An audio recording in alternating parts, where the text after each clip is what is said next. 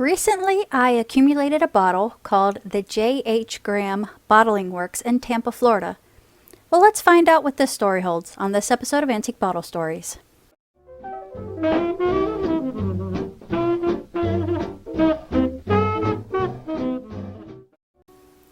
Our story is about a guy named John Hugh Graham. He was born in Mississippi in 1872. So let's take a look at the census record from 1930 and let's play detective here for a minute to get a little bit of the background story. It says John was born in Mississippi, his wife is from New York, and his first two kids are born in New York. So that would lead me to believe that at some point he lived in New York. Now, it says that she was first married at the age of 16 and he was first married at the age of 30. But they're currently 35 and 60, so something's not adding up. If she got married at age 16 and she's 35 now, she's been married for 19 years. Now, he said he was first married at 30 and he's 60 now. That's a difference of 30 years. So using our detective skills, this tells me that he was probably married before Lydia. Now, these are the kinds of things that I look at whenever I study the census records when I'm trying to piece together a backstory.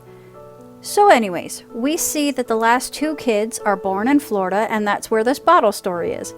Real quick though, check this out. His Aunt America is living with them here. That's pretty cool. Anyways, let's go. So remember that this census was 1930. So we're going to back up a little bit, and we're going to go back to the earliest time that I could find him, and that's 1915 in Bradenton. J.H. Graham will open his billiard hall tomorrow. It didn't seem like it lasted too long because 2 years later, he's selling it. So here in 1920, still in Bradenton, John is working at a bottling works. So I'm not sure exactly what this says here. It says bottling works of, and then I can't read that last word. It's terrible handwriting. But this isn't the bottling works in Tampa. This is how far Tampa is from Bradenton. It's about 45 miles away.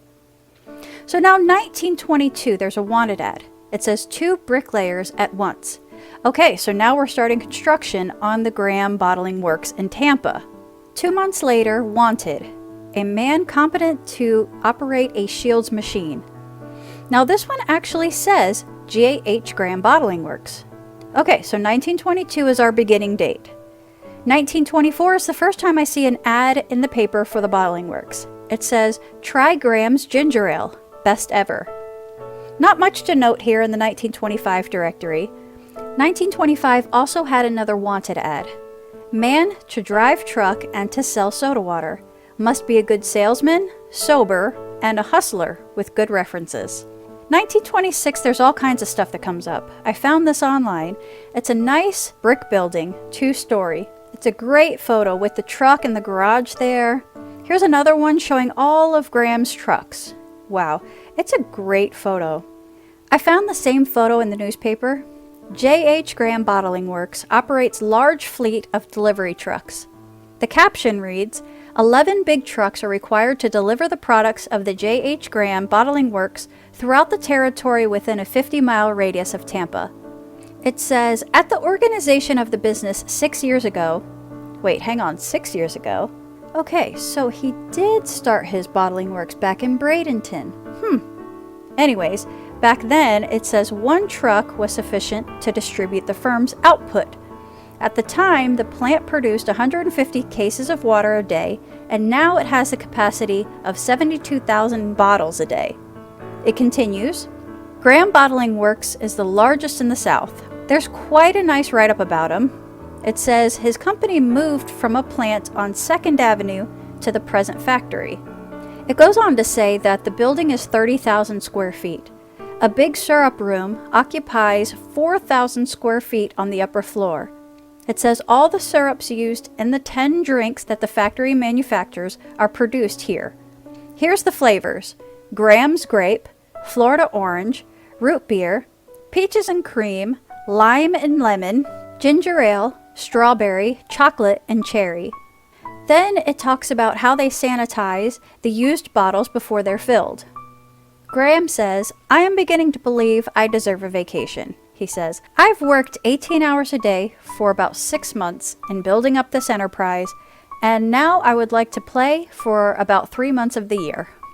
It goes on to say the public is welcome to come in for inspection at any time.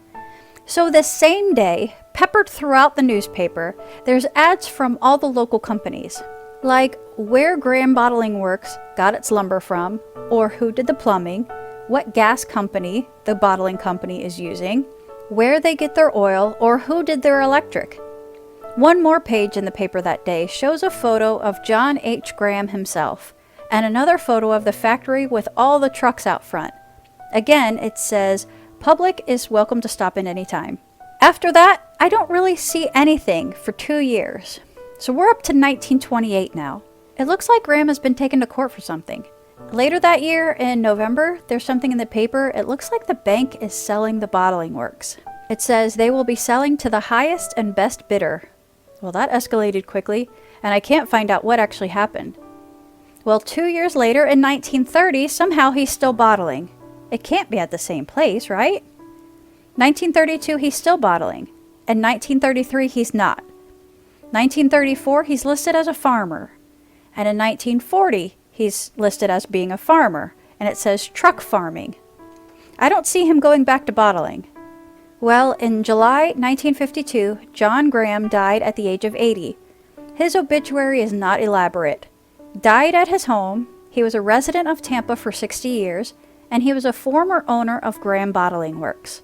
That's it. Simple guy, simple life. Well, as far as the factory goes, it still stands. I found this website. It looks like it was abandoned for some time, and then this guy bought it, and he rebuilt it into an apartment building. It's called Bootlegger Factory Flats. Oh, I get so happy whenever I see these old factories repurposed instead of abandoned or torn down. I wonder what other businesses have been through this building in the 100 years that it's been standing.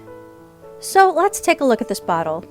J.H. Graham Bottling Company, Tampa, Florida. And then it says 6.5 fluid ounces. And it says, this bottle not for sale under penalty of law. Now, as we said earlier, they would have reused these bottles, collected them back from the customers, the grocery stores. They would even hire bottle collectors to go out around town and collect these bottles back so that they could be sanitized and refilled. That's why you weren't allowed to keep them or sell them to anyone else. They were the property of the company. When you purchased the beverage inside, that's all you purchased. You did not purchase the bottle. I have seen newspapers where companies sued each other over these bottles. It's a big deal. So, from what we learned, Graham started his bottling company in 1920, but this one that says Tampa couldn't have been made before 1922. He reached great success, but seemingly lost it over a lawsuit in 1928. He continued bottling until 1933, but we can't say for sure that he was still bottling at his own shop. I suppose if he was at his own shop during those years, whatever the lawsuit was about probably tainted his reputation or his business reputation and caused him to close up. So this bottle seems it would have only been produced between 1922 and 1928 in my best estimation, possibly up to 1933. I ended up buying it from a guy who said he dug it up himself in Ybor City. And that'll do it for us today.